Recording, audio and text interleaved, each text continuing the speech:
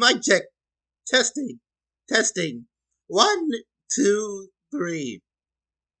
Attention world. Hello there. This is Dr. Vegapunk, the world's greatest and most humble scientific genius. I'm sure this message will come as a shock for you all, but please bear with me. What I am about to tell you is the truth about our world. Doors where impossible things may happen that the world's never seen before.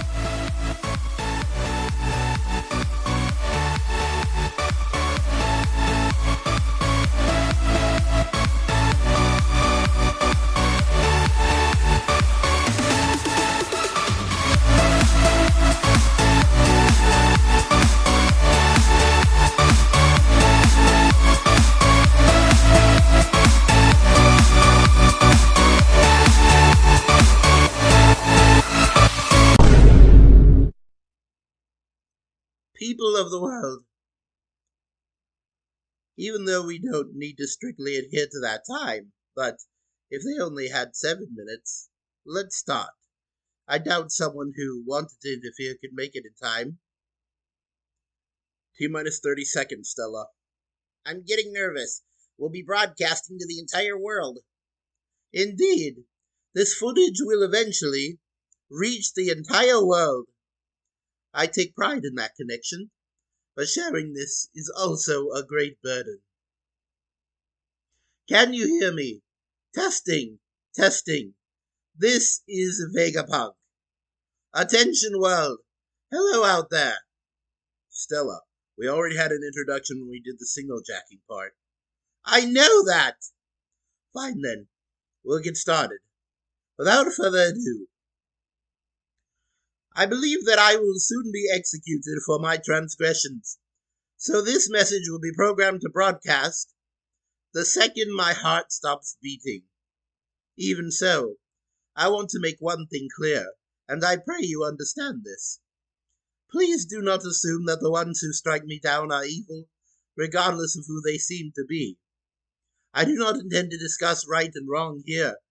I am not qualified to judge such things, and I do not know nearly enough about him in any case. That said, it is still my duty to ensure that everyone is aware of this issue. I'll cut to the chase. Our world is going to sink into the ocean. Please humor me for a moment as I make a prediction. Assuming my sensor is accurate, a few days from now, as I record this, an exceptionally vicious earthquake will rock the entire planet. Following this calamity, sea levels the world over will rise by 1 meter. A number of islands will become uninhabitable, and naturally, many beaches will also be completely submerged. If this doesn't come to pass, feel free to disregard the rest of this message. Assuming, however, these events have transpired, then please pay heed to what I have to say. The earthquake I just predicted cannot, strictly speaking, be considered a natural phenomenon. I've always naively yearned for peace and prosperity, and that brought me to what proved to be my first grave sin. I was fixated on my dream of developing an everlasting energy source, hell-bent on driving the world to a bigger and brighter future. But I flew too close to the sun. I shouldn't get ahead of myself, though. In order to understand where the world is heading, we must first address the past, specifically what happened between 900 and 800 years ago, a century-long period that most think of as a blank part of history. Fittingly, it is known as the Void Century, since all information about it has either been erased or lost. And that is true for the most part. But there is one last key to unlocking some scraps and echoes from back then. The poneglyphs, those lovely stones dwelling in the various quiet and calm lands all over the globe. The text inscribed on them, once decoded, is our one and only method of glimpsing the unknown past. Despite this, any attempt to decipher the poneglyphs is considered taboo by the world government. And so I felt compelled to commit my second grave sin. I betrayed the government and studied this forbidden era myself. I was fortunate enough to inherit several documents from a certain group of exceptional archaeologists, and that allowed me to decipher a number of poneglyphs. I pursued this research as far as possible, and I have no regrets. History is a story, after all, and in truth I only know a small percent of the 100-year-long tale. It wouldn't be right to leave you with baseless speculation, so I limit myself to the facts as I know them.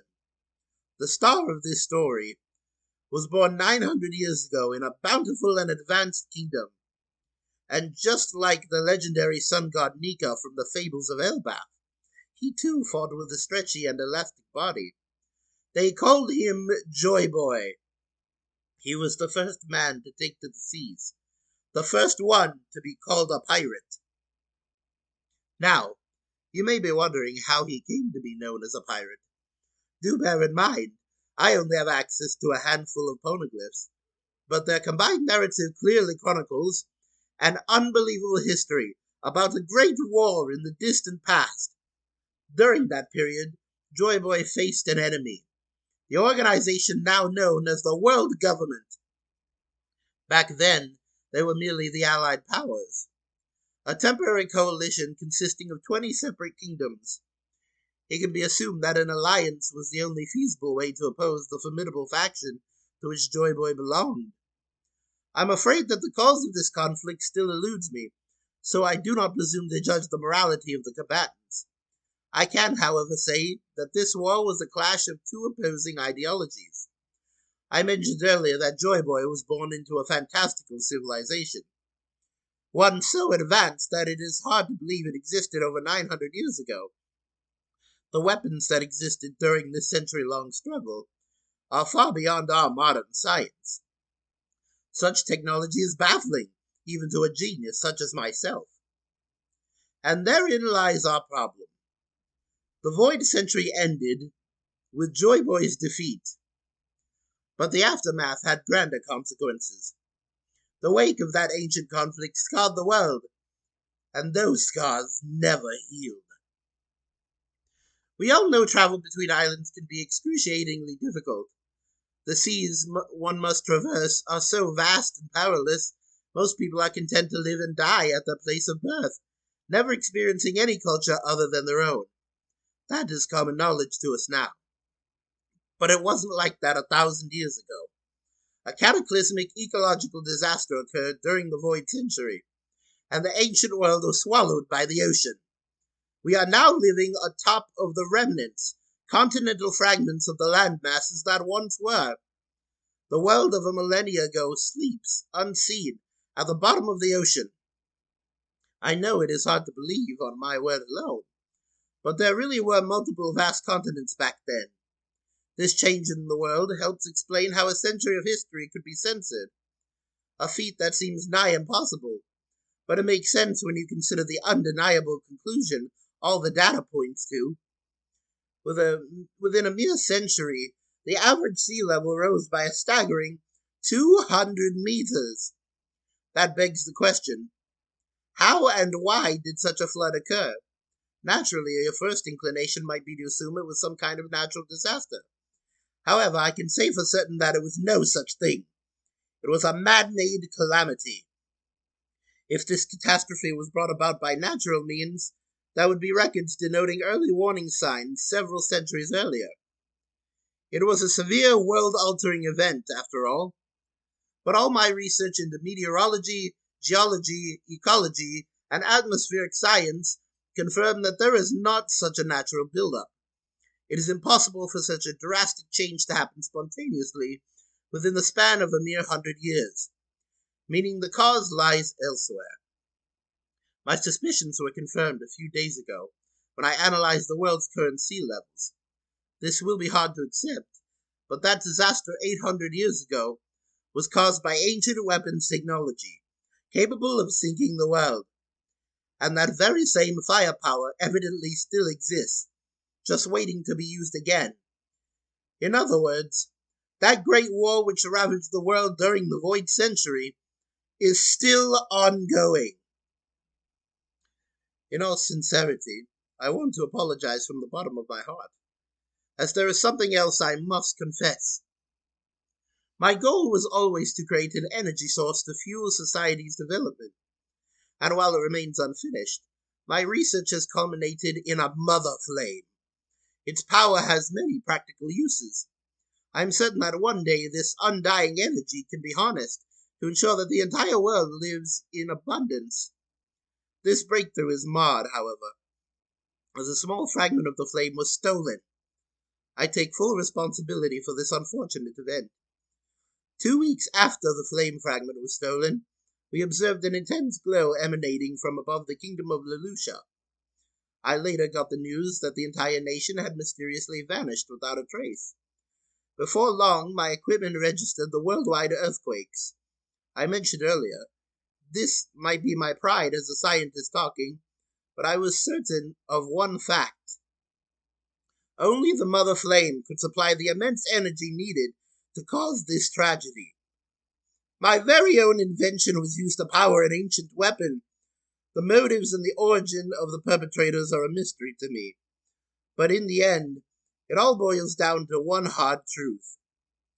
I am an accessory to this act of mass murder.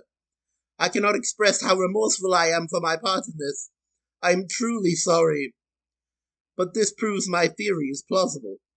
The disaster that flooded the world was man-made. There were once 3 great ancient weapons. It is said that Joy Boy attempted to ensure that they would be passed on to future generations. This begs the question, why?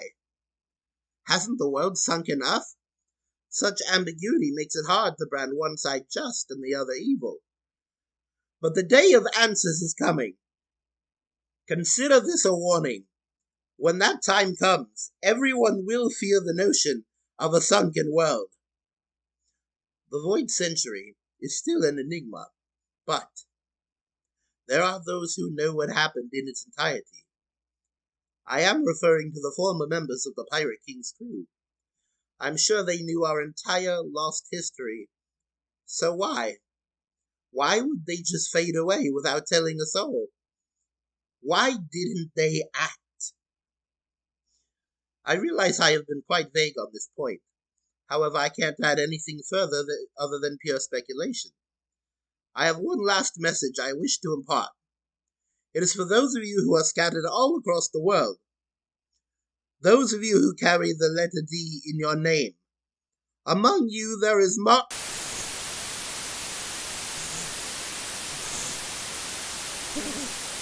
And their name was...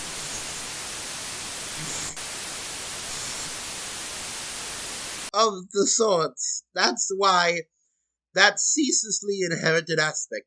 We call it a will. And to those that have suffered for this, I can only pray my voice reaches you. Someone once told me that the voices of the past call out to you. History is written by the victors, and the words of the vanquished are usually cast into a deep, dark ocean. That being said, their truth can still come to light, if the oppressed carry it on their backs and endure. For my part, I'm leaving this to the world, this broadcast of mine. I'm praying that this message gets transmitted safely. I realize it would be foolish to blindly trust in a one-sided account of a 900-year-old battle, but I think we should be able to scrutinize and learn about the past from every perspective possible. I only wish I had more time. But there are those who cannot be stopped. 25 years ago, the pirate Goldie Roger achieved the unprecedented by circumnavigating the globe. I've no doubt they've heard the whole thing. They must have heard the voices of the past from the purest source possible. I am confident you have all come to the same conclusion at this point, and I anticipate that is what will ultimately determine how things transpire in the future. A day of awakening is coming, where all the pressing secrets of the Void Century will be uncovered. We know the weapons technology that sank the world's continents is still in use. That power is out there. Those with rare and unique racial ancestry are relentlessly persecuted and slaughtered today, due to some mysterious quirk of history. There will be a reckoning on the day those answers come. You must be on guard to protect yourselves. No matter what happens, I have faith in humanity's capacity for wisdom. I have faith in science. Roger died 25 years ago, and it's been 2 years since Whitebeard's death. A new age is heralded by the passing of old legends. Today, there are certain individuals who can't be oppressed. Such individuals are probably the closest to the truth. A coincidence? Or did Roger set all this in motion? There's no stopping this now. The fate of the world will be decided by whoever finds it. It all depends on who finds the One Piece. That is the truth. Joy Boy, he... Warkery bashes Emmett with disgust. The transponder snail explodes, and Vegapunk's message is finally silenced. Hello everybody, Afro here. Thank you so much for watching. Make sure to like, comment, and subscribe. Tell us what you would like to see in the next video. Check us out on Patreon at www.patreon.com/AfroX. A shout out to our mythical patron, Calvin C., and our legendary patron, Trix, the anime hater. Unspeakable pain sparks unbridled